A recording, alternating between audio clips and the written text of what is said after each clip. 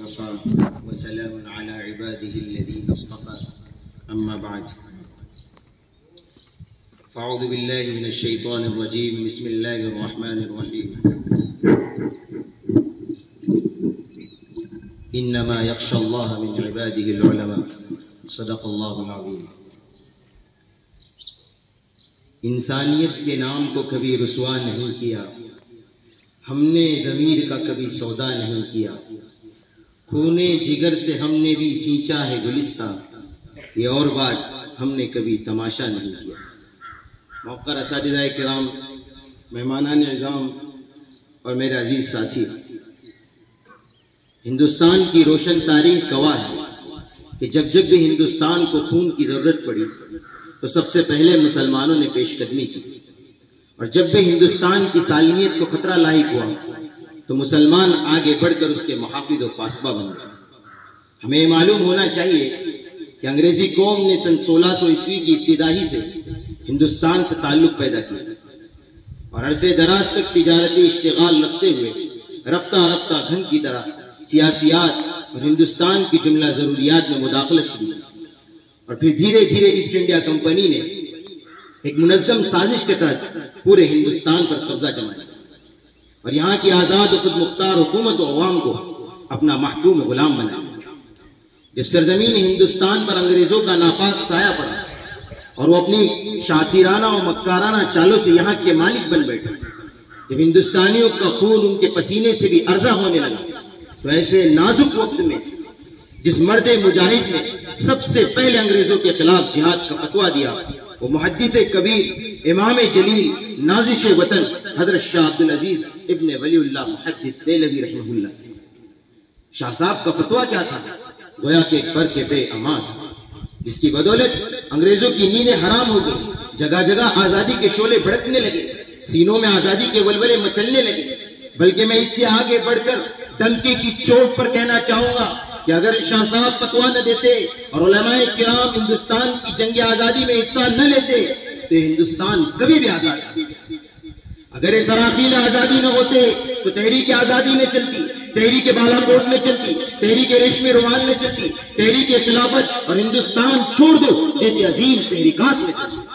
الغرض ان علماء کرام ہی نے اپنے خون و جگر سے عروس آزادی کی حنا بندی کی اور اپنے مقدس لہو سے اس شجر آزادی کو سینچا ہے.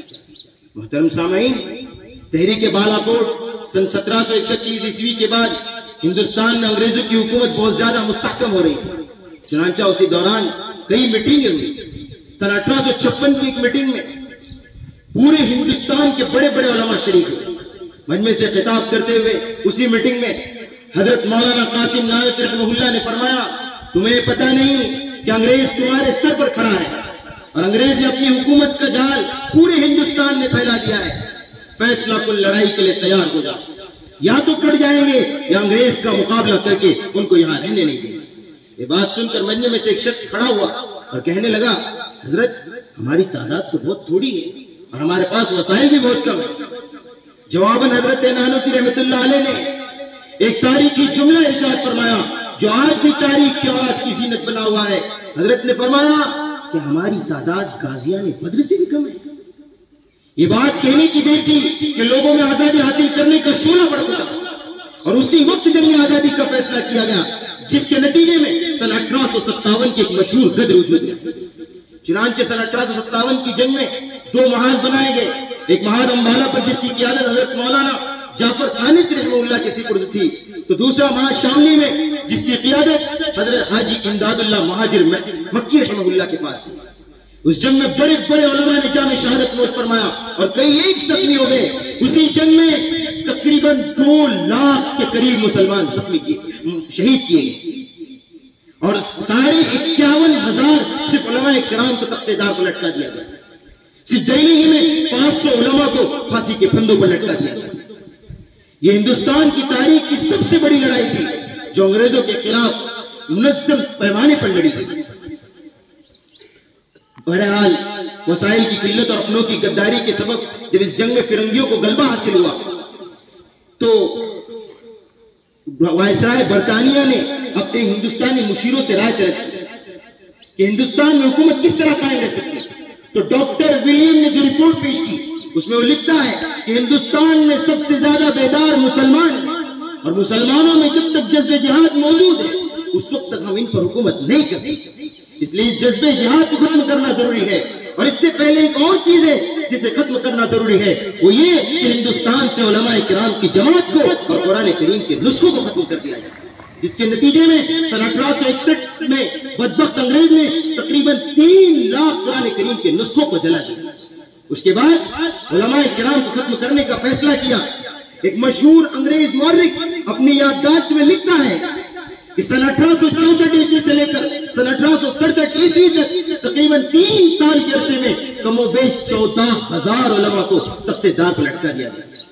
محترم سامعین، اسی دوران علماء کے صلاح مشورے سے ایک علمی مرکز دارالعلوم دیوبند کا قیام عمل میں آتا ہے، جس کا مقصد ایک طرف ہندوستان میں شمع دین کو روشن رکھنا تھا تو دوسری طرف مجاہدین کے خلاف، انگریزوں کے خلاف مجاہدین کی ایک کھیت تیار کرنا۔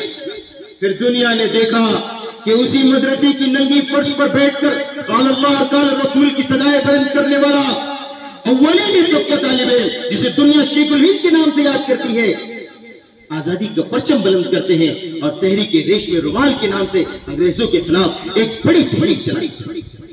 انہی کے شانہ بشانہ حضرت شیخ الاسلام مولانا حسین احمد مدنی کھڑے تھے، جنہوں نے انگریزی فوج میں داخلے پر حرمت کا فتویٰ جاری کر دیا تھا۔ کراچی کے ایک مقدمے میں حضرت مولانا ایسے وقت میں حاضر ہوتے ہیں جبکہ انگریز نے آپ کو دیکھتے ہی گولی مارنے کا حکم دیا تھا۔ لوگوں کا گمان تھا کہ حضرت آج نہیں آئی، مگر لوگوں کی آنکھیں پھٹی کی پھٹی رہ گئی جب وہ مرد مجاہد اپنے سر پر